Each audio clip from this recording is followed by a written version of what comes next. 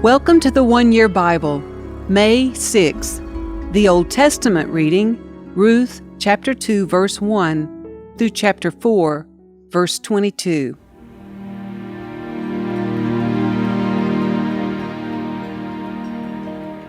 Now there was a wealthy and influential man in Bethlehem named Boaz, who was a relative of Naomi's husband, Elimelech.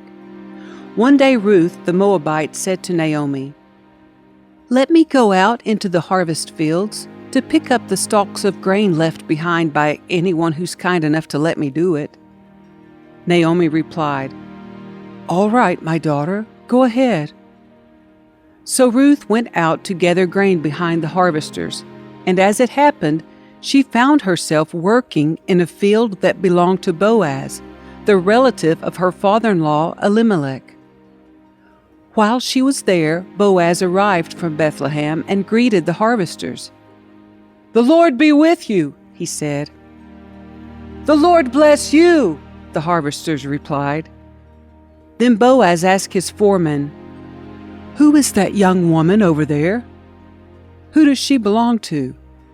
And the foreman replied, "She is the young woman from Moab who came back with Naomi.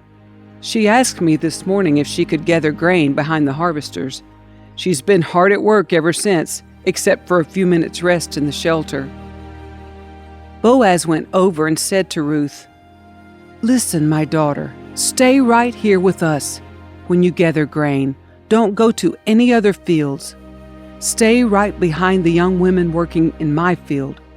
See which part of the field they are harvesting, and then follow them.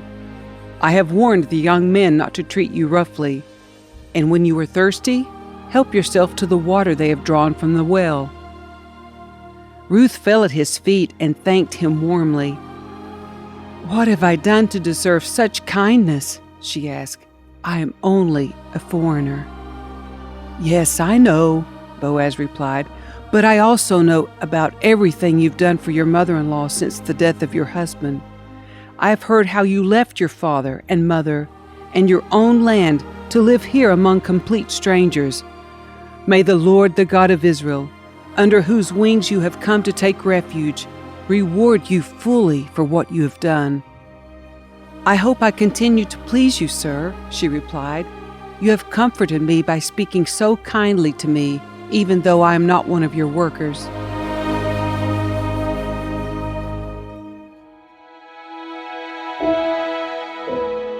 At mealtime, Boaz called to her, "Come over here and help yourself to some food. You can dip your bread in the sour wine." So she sat with his harvesters, and Boaz gave her some roasted grain to eat. She ate all she wanted and still had some left over. When Ruth went back to work again, Boaz ordered his young men, "Let her gather grain right among the sheaves without stopping her, and pull out some heads of barley from the bundles and drop them on purpose for her. Let her pick them up, and don't give her a hard time." So Ruth gathered barley there all day, and when she beat out the grain that evening, it filled an entire basket. She carried it back into town and showed it to her mother-in-law. Ruth also gave her the roasted grain that was left over from her meal. "Where did you gather all this grain today?" Naomi asked. "Where did you work? May the Lord bless the one who helped you." So Ruth told her mother-in-law about the man in whose field she had worked. She said, "The man I worked with today is named Boaz." "May the Lord bless him," Naomi told her daughter-in-law. "He is showing his kindness to us as well as to your dead husband. That man is one of our closest relatives, one of our family redeemers." Then Ruth said, "What's more, Boaz even told me to come back and stay with his harvesters until the entire harvest is completed." "Good," Naomi exclaimed. "Do as he said, my daughter. Stay with his young women right through the whole harvest. You might be harassed in other fields, but you'll be safe with him." So Ruth worked alongside the women in Boaz's field, and gathered grain with them until the end of the barley harvest. Then she continued working with them through the wheat harvest in early summer, and all the while she lived with her mother-in-law. One day Naomi said to Ruth, "My daughter, it's time that I found a permanent home for you so that you will be provided for. Boaz is a close relative of ours, and he's been very kind by letting you gather grain with his young women. Tonight, he will be winnowing barley at the threshing floor. Now do as I tell you. Take a bath and put on perfume and dress in your nicest clothes. Then go to the threshing floor, but don't let Boaz see you until he has finished eating and drinking. Be sure to notice where he lies down, then go and uncover his feet and lie down there. He will tell you what to do." "I will do everything you say," Ruth replied. So she went down to the threshing floor that night and followed the instructions of her mother-in-law. After Boaz had finished eating and drinking and was in good spirits, he lay down at the far end of the pile of grain and went to sleep. Then Ruth came quietly, uncovered his feet, and lay down. Around midnight, Boaz suddenly woke up and turned over. He was surprised to find a woman lying at his feet. "Who are you?" he asked. "I am your servant, Ruth," she replied. "Spread the corner of your covering over me, for you are my family redeemer." "The Lord bless you, my daughter," Boaz exclaimed. "You are showing even more family loyalty now than you did before, for you have not gone after a younger man, whether rich or poor.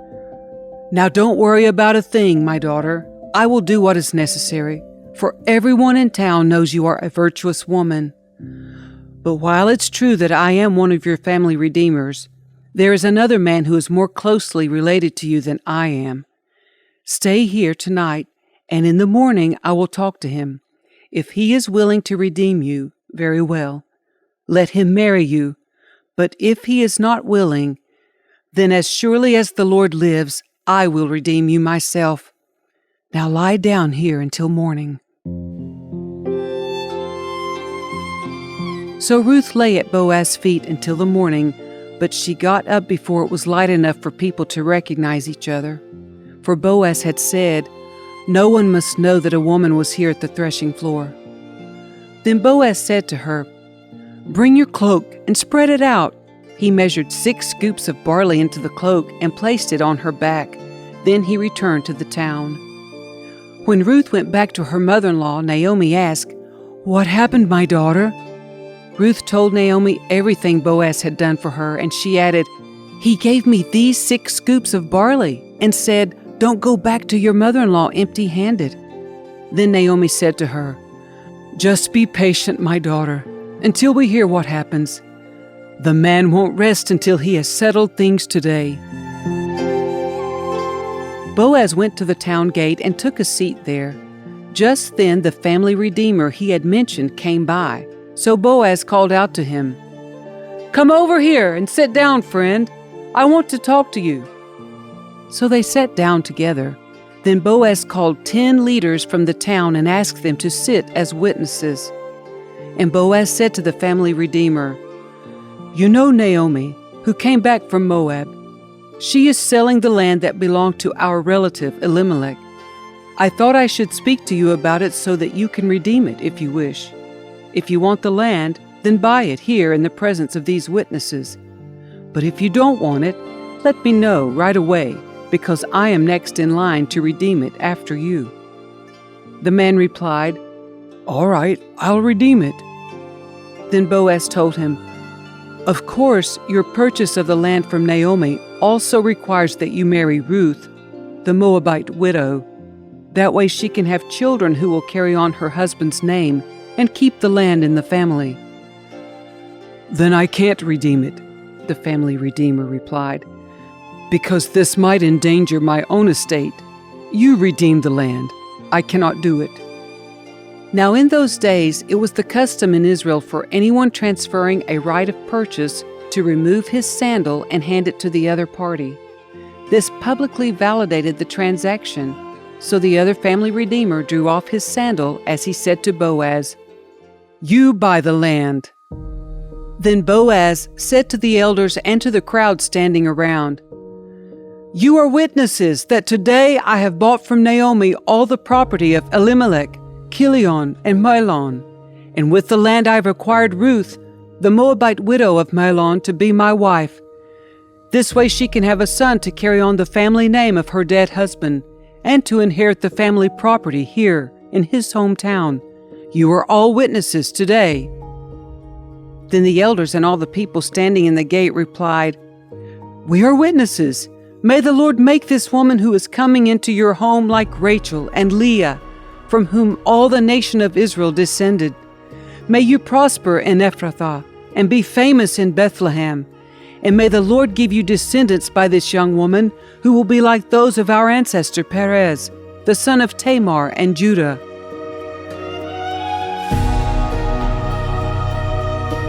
So Boaz took Ruth into his home, and she became his wife. When he slept with her, the Lord enabled her to become pregnant, and she gave birth to a son. Then the women of the town said to Naomi, "Praise the Lord, who has now provided a redeemer for your family. May this child be famous in Israel. May he restore your youth and care for you in your old age. For he is the son of your daughter-in-law who loves you and has been better to you than 7 sons." Naomi took the baby and cuddled him to her breast, and she cared for him as if he were her own. The neighbor women said, "Now at last Naomi has a son again," and they named him Obed. He became the father of Jesse and the grandfather of David. This is the genealogical record of their ancestor Perez.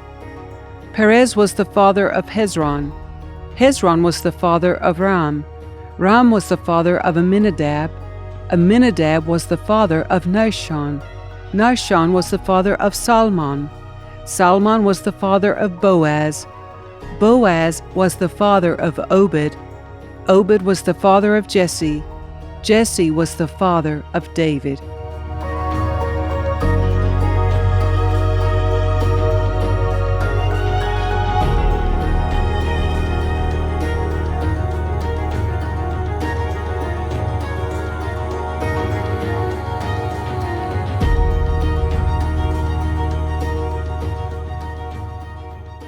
The New Testament reading, John chapter 4, verses 43 through 54.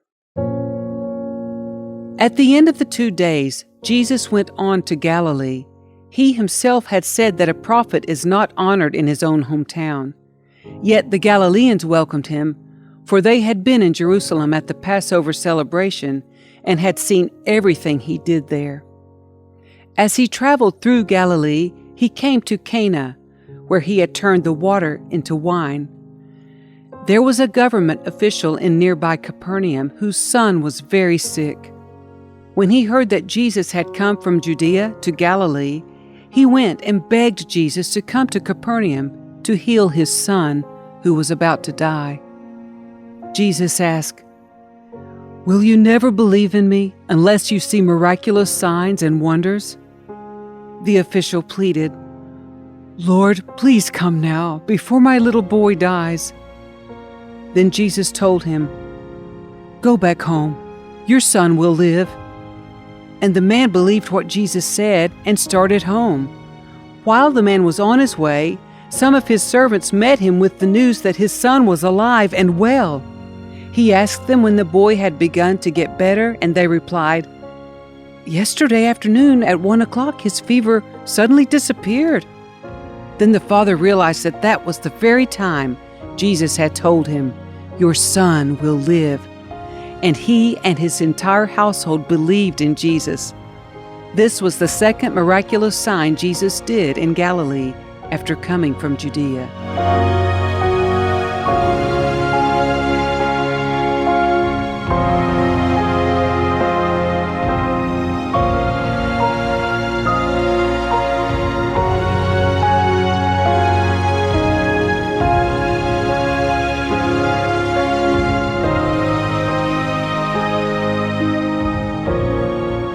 Psalm 105, verses 16 through 36. He, the Lord, called for a famine on the land of Canaan, cutting off its food supply. Then he sent someone to Egypt ahead of them, Joseph, who was sold as a slave. They bruised his feet with fetters and placed his neck in an iron collar. Until the time came to fulfill his dreams, the Lord tested Joseph's character. Then Pharaoh sent for him and set him free. The ruler of the nation opened his prison door. Joseph was put in charge of all the king's household. He became ruler over all the king's possessions. He could instruct the king's aides as he pleased and teach the king's advisors. Then Israel arrived in Egypt. Jacob lived as a foreigner in the land of Ham, and the Lord multiplied the people of Israel until they became too mighty for their enemies. Then he turned the Egyptians against the Israelites, and they plotted against the Lord's servants. But the Lord sent his servant, Moses, along with Aaron, whom he had chosen. They performed miraculous signs among the Egyptians and wonders in the land of Ham. The Lord blanketed Egypt in darkness, for they had defied his commands to let his people go. He turned their water into blood, poisoning all the fish. Then frogs overran the land and even invaded the king's bedrooms. When the Lord spoke, flies descended on the Egyptians, and gnats swarmed across Egypt. He sent them hail instead of rain, and lightning flashed over the land. He ruined their grapevines and fig trees, and shattered all the trees. He spoke, and hordes of locusts came, young locusts beyond number. They ate up everything green in the land, destroying all the crops in their fields. Then he killed the oldest son in each Egyptian home, the pride and joy of each family.